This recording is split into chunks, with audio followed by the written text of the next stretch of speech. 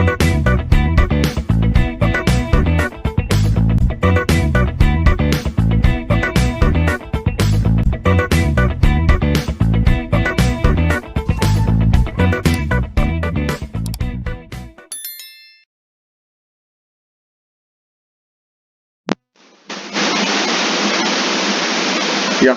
good morning, guys. So the topic what we are going to discuss in this video session is the continued part of what we had yesterday.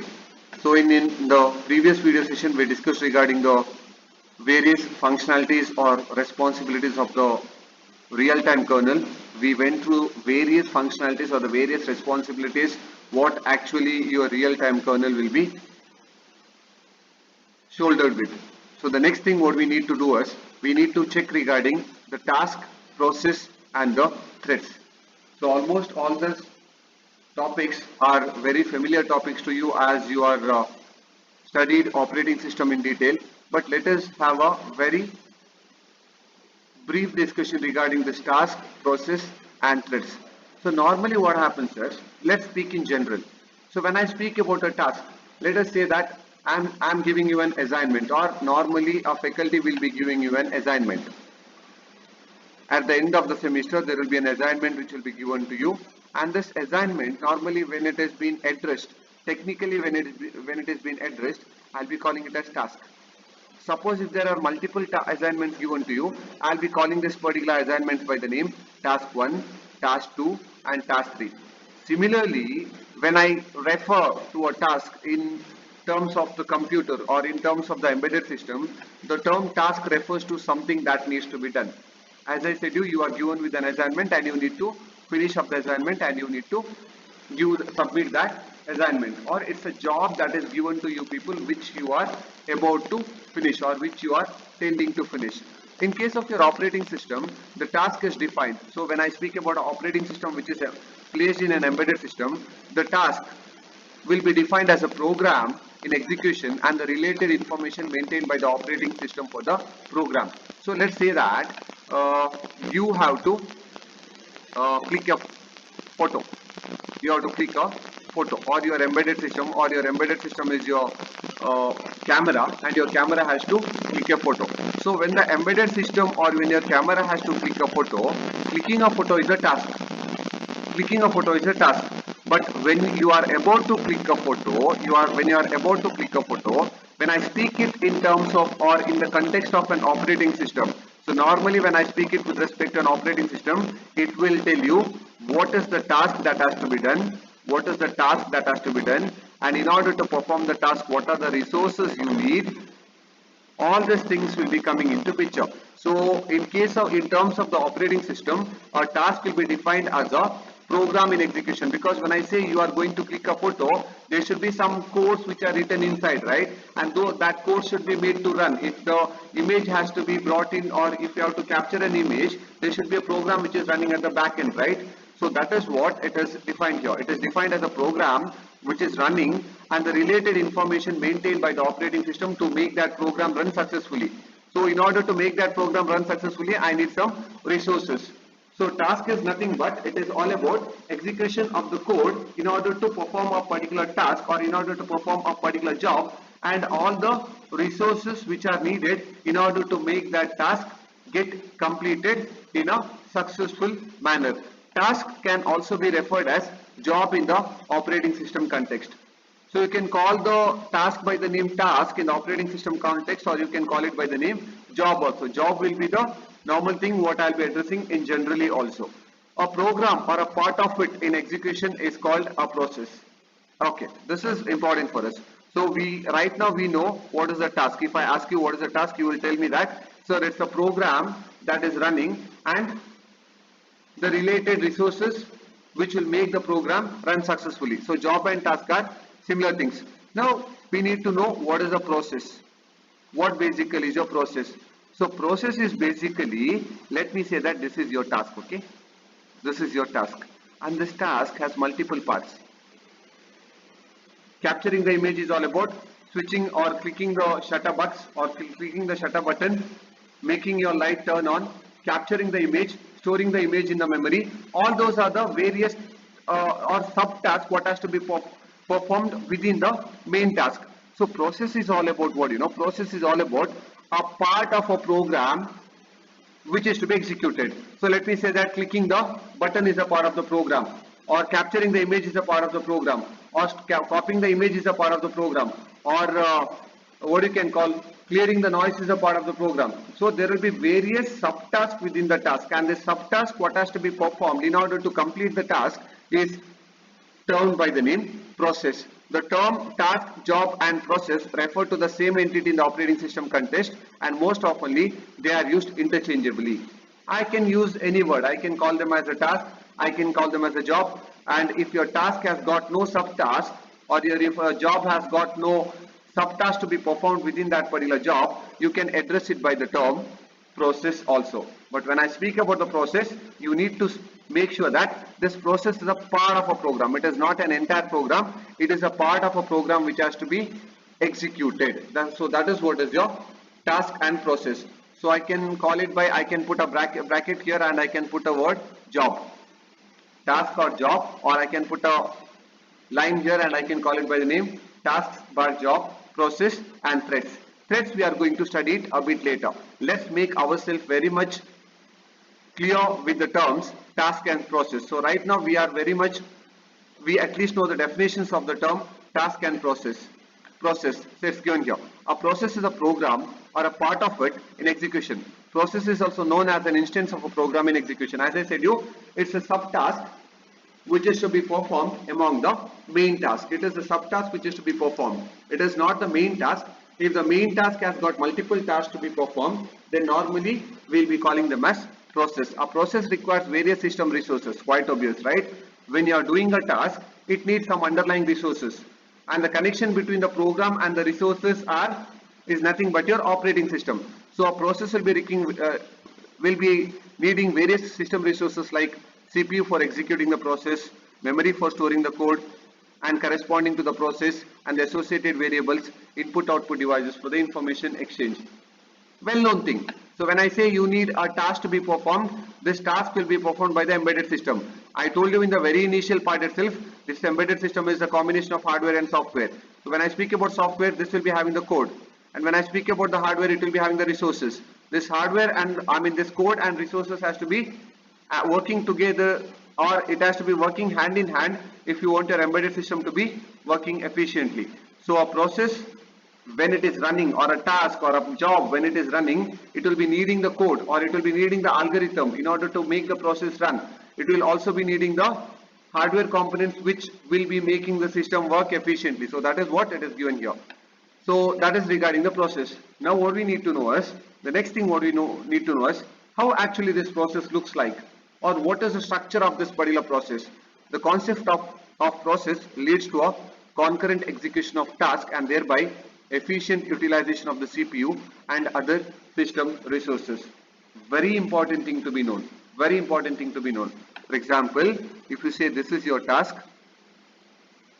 it will have multiple process. It will have multiple process. So when a process is running, when our first process is running, I got to make sure this process will give me the output in a very efficient manner. If this particular process has to give me the output in an efficient manner, then it has to make sure that there will be an efficient utilization of the CPU and the underlying resources.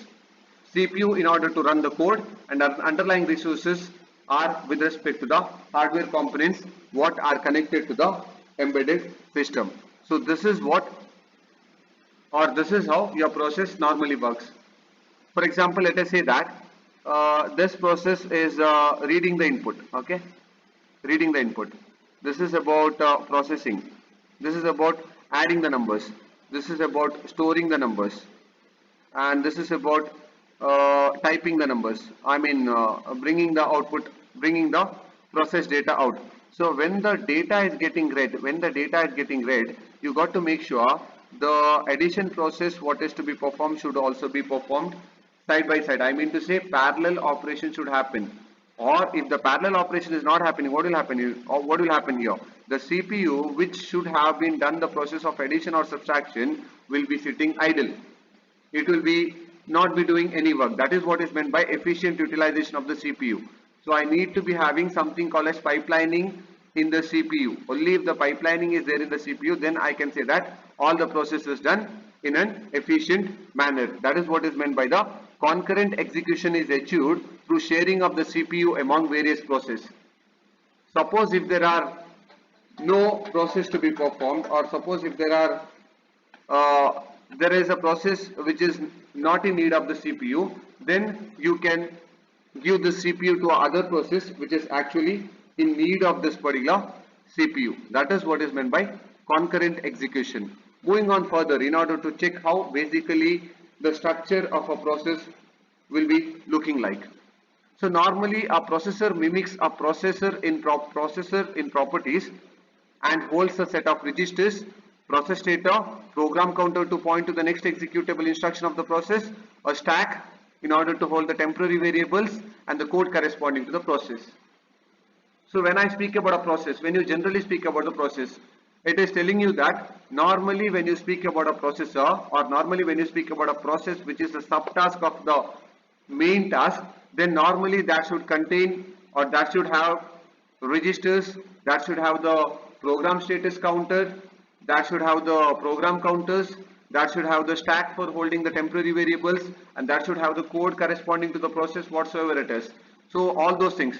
So this is how it can be visualized. So this is a process. This is a process. It is not actually a main process. It's a part of the process. It's a part of the task. It's a subtask. So normally when you speak about a subtask, your subtask should also be having stack pointers, registers, status registers, program counters, and the memory corresponding to the store the code corresponding to this particular process. When I look into the task, what might happen is there may be one more process which is looking like this, there may be one more process which is looking like this, there may be one more process which is looking like this. Based on the priority of the process, based on the task, or based on the priority that is given to this particular process by the PCB or task control block, this process will get executed. Your process what is present here cannot be waiting for the stack pointer of the other process. It cannot be waiting for the registers of other process. It cannot be waiting for the status register of other process.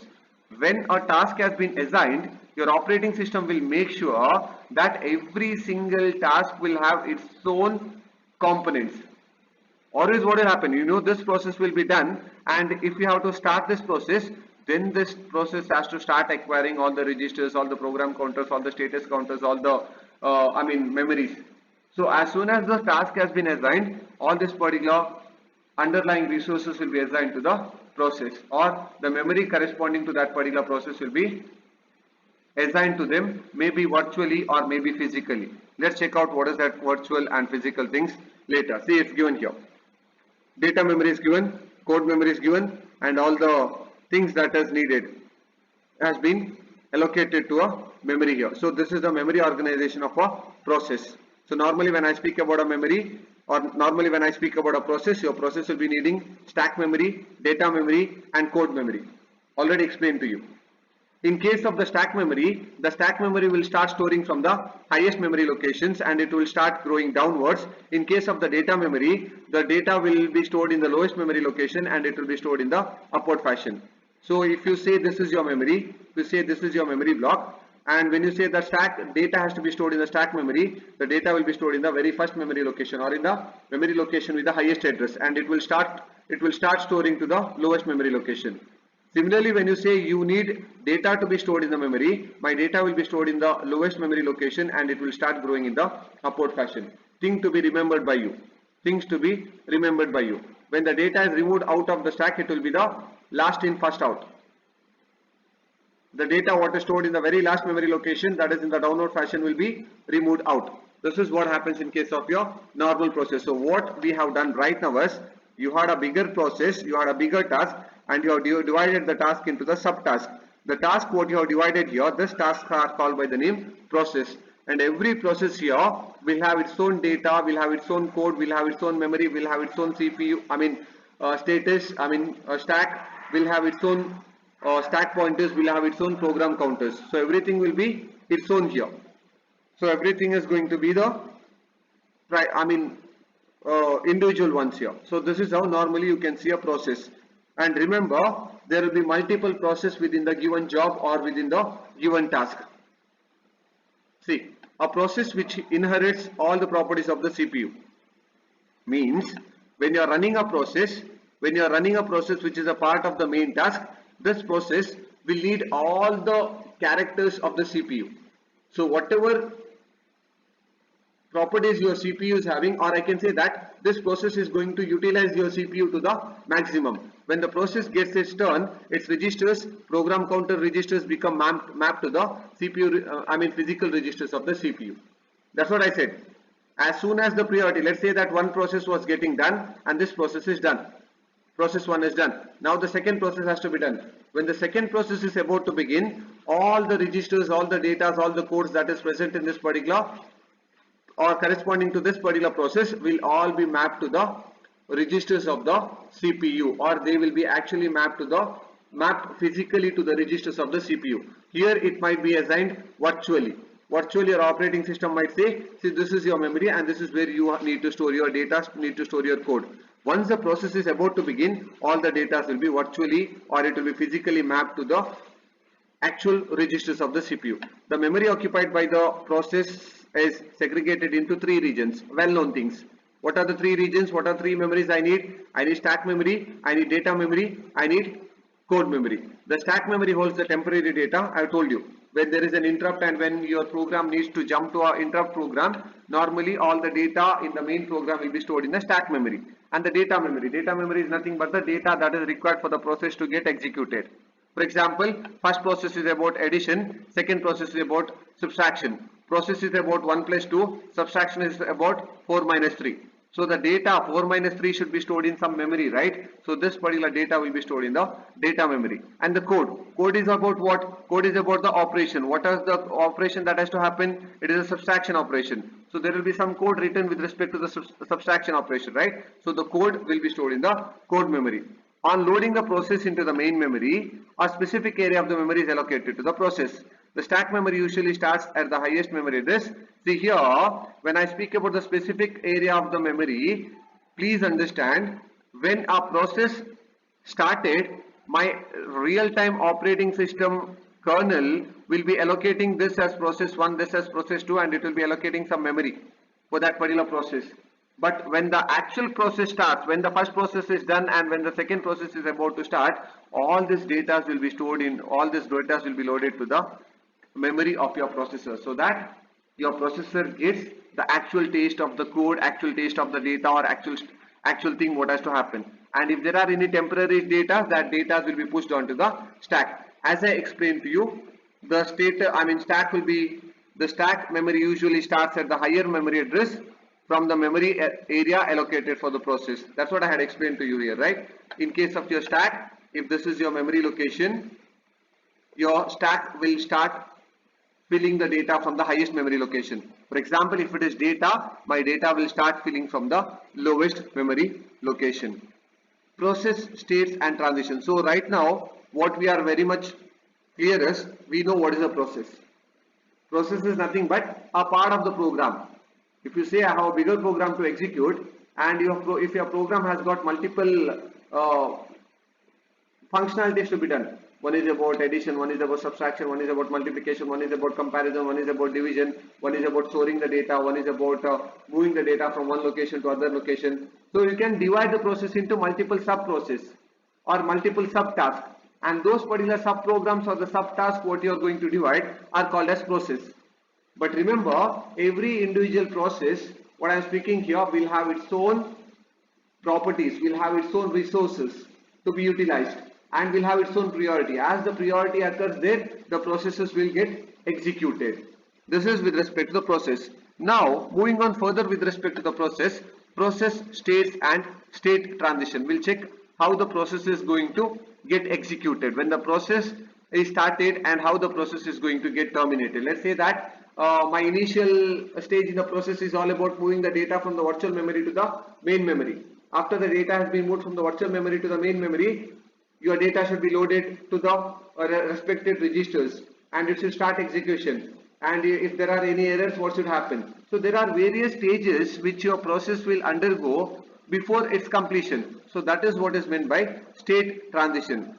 Process states is all about the various states your process is going to undergo. Process states means first of all you will say, let me say my first process is start, next it is ready, next it is wait, next it is delay, next it is termination.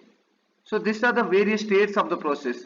So how the process is going to get itself transited from one state to other state is about state transition. The creation of a process to its termination is not a single step operation. I told you, the creation of a process till the termination is not a single step. It has got multiple steps to be performed. The process travels or traverses through a series of states during its transition from the newly created state to the termination state. Obviously, right, I explained you, there are various states which it undergoes.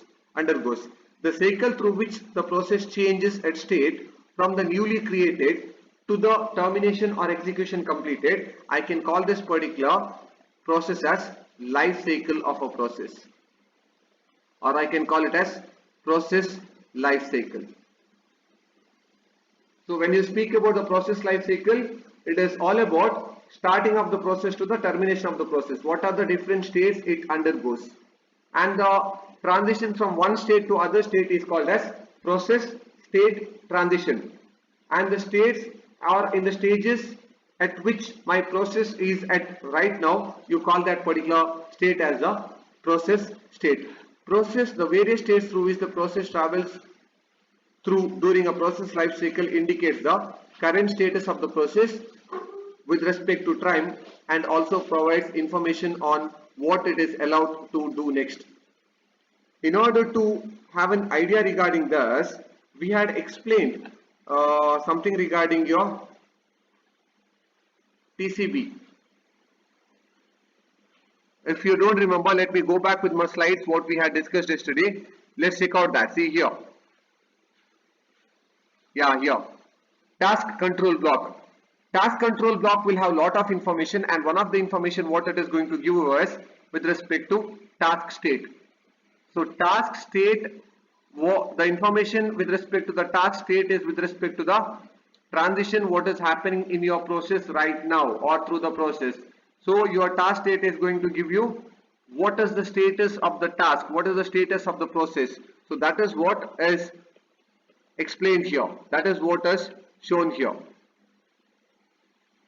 See here, the various states through which a process traverses through during a process life cycle indicates the current status of the process with respect to time, and also provides information. Information is nothing but status on what it is allowed to do next, or what is the process that's going to be done next.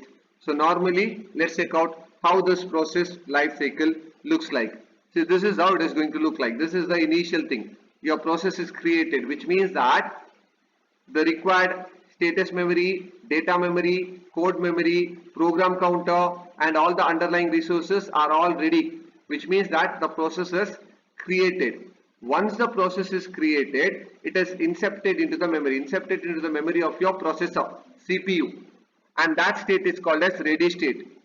After the ready state, you can let's say that there is something called as taskbar process scheduling, right? So the taskbar process scheduling, depending on the scheduling algorithm, will be making your process run. Once the process is running, maybe let's say there is an error or there is an exception. If there is an error or exception, it will go back to the ready state. Suppose if it is running and inputs are not sufficient, if the inputs are not sufficient, then it will go to the blocked state. Block state means inputs are not at all ready, there are no inputs. From the block state, it will go to the input output completion, and from there it will make sure all your resources are ready, and once the resources are ready, it will go to the ready state, and your scheduler algorithm will execute that particular program, and your program will run, or your process will run, and once your process runs, it will undergo completion. This is what is called as process life cycle. So it starts with creation. Creation is all about dividing the task to subtasks. So this is your process. So a process is created, which is loaded into your virtual memory. So this is a process. This is about creation. From here it has to be moved to the CPU or it has to be moved to the actual memory. So that is what is ready. Once it is ready, you got to make sure your code starts running. Your code starts running. So that code starts running will depend on the scheduler. When your process scheduler or task scheduler is asking you to run, once it is completed, it will run. Suppose there are no sufficient inputs or there are no sufficient resources, then probably the process will enter a block state, and from the block state it will acquire the required resources if they are available, and it will go to the ready state, and from the ready state it will again be scheduled, it will run, and it will complete the execution. Very similar. These are the common things. There is nothing new here. But remember, if they ask you to explain regarding process life cycle, you need to be able to draw this particular diagram, and you need to explain each and every state and each and every process that happens intermediately between the various states. So this is called a state transition. These are the transitions that are happening, and these are the states, the various states through which your process will undergo. See, created state. The state at which the process is being created is referred as created state. I told you. Ready state, in which the process is inserted into the main memory of the processor. Running state, when the codes start running. Block state or wait state, it refers to the state where your process is not having the, or it is temporarily suspended due to various issues. Last one is completed state. Remember, the states what I have given here: created, ready, running, completed, and blocked. This may be, or the names might vary with respect to the operating systems what I use. They may not be the same.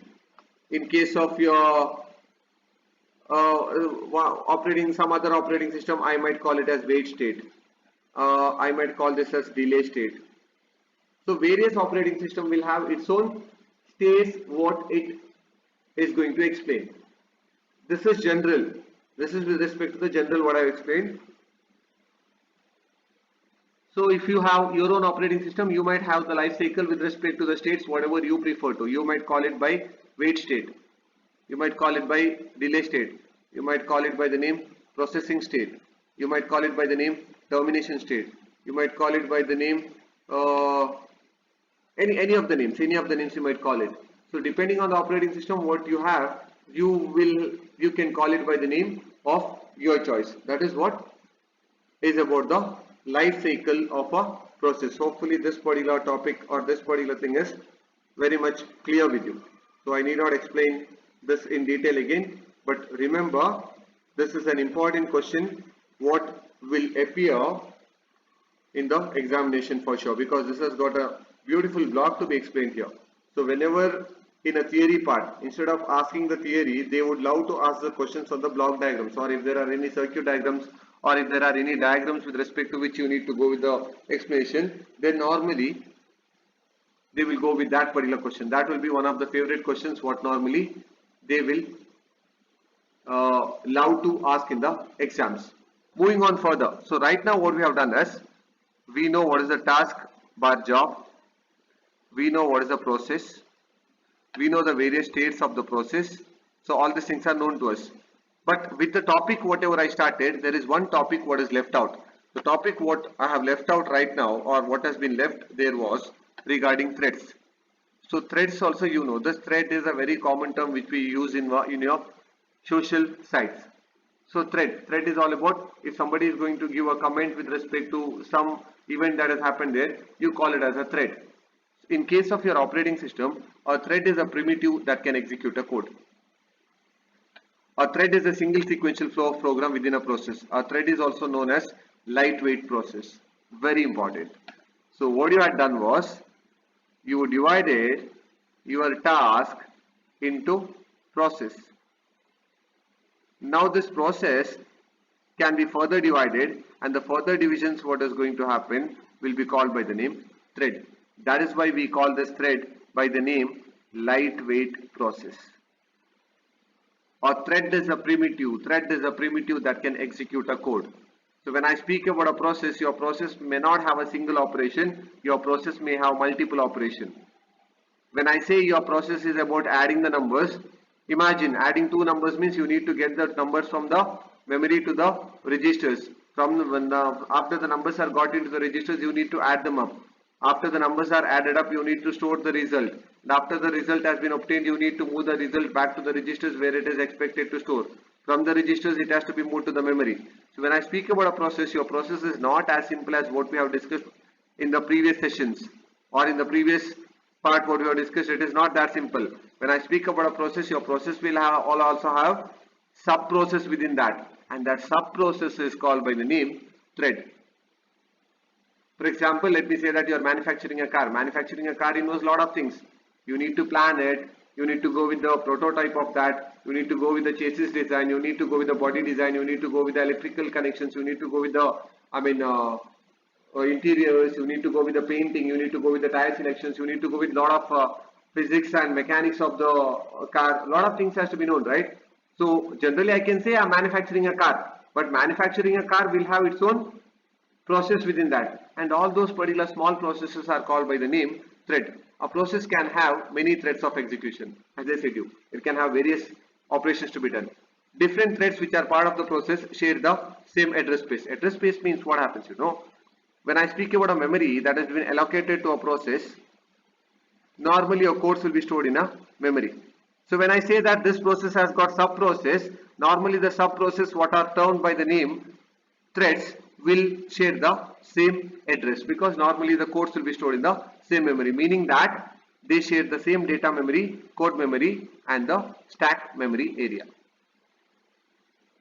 So they will not be having a different things there.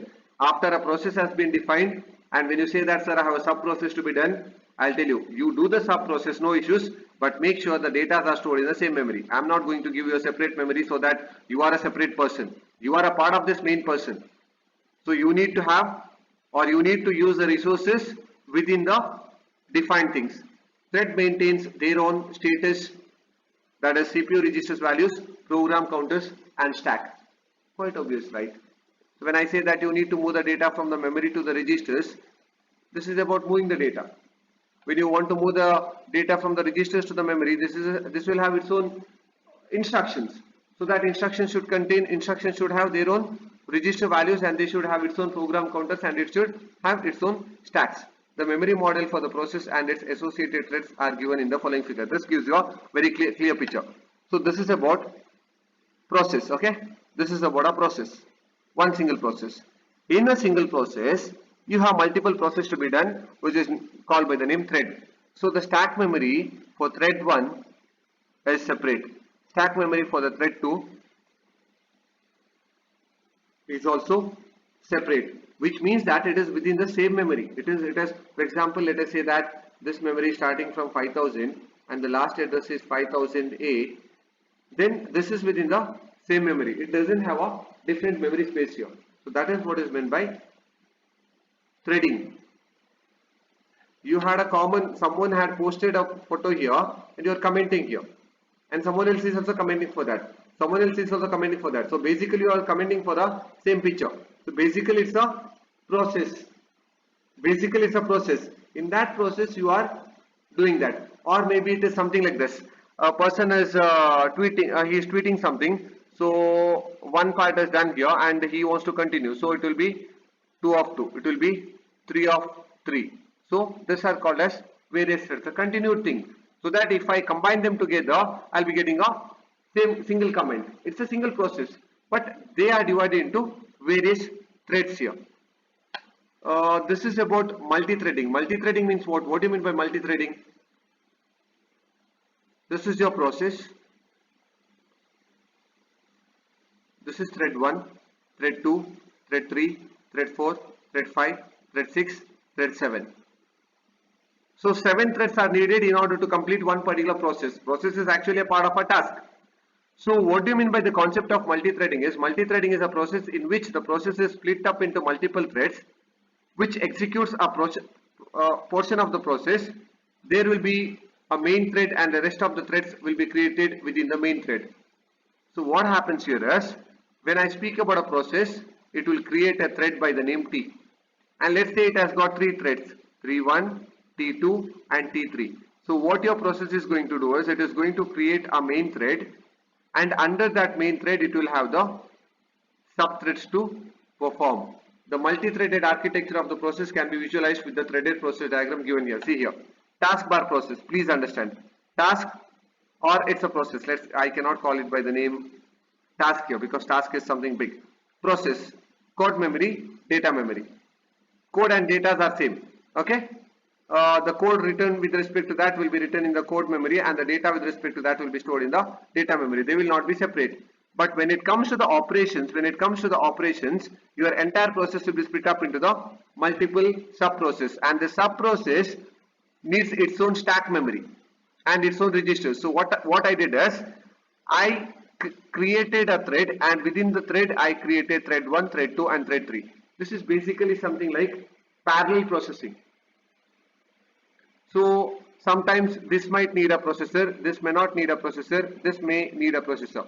So when this is not needing a processor, your processor will go to idle state. So instead of keeping your processor to the idle state here, what I will do is I'll push the processor to the thread 1 where the processor is required, so that there will be proper utilization of the underlying resources in order to complete a task, job or a process. That is what is meant by multi-thread. This is something like your parallel processing, nothing else. Parallel processing means you have some 10 tasks to be done. All the 10 tasks are done in parallel. So when you are executing task 1, some of the resources may not be needed.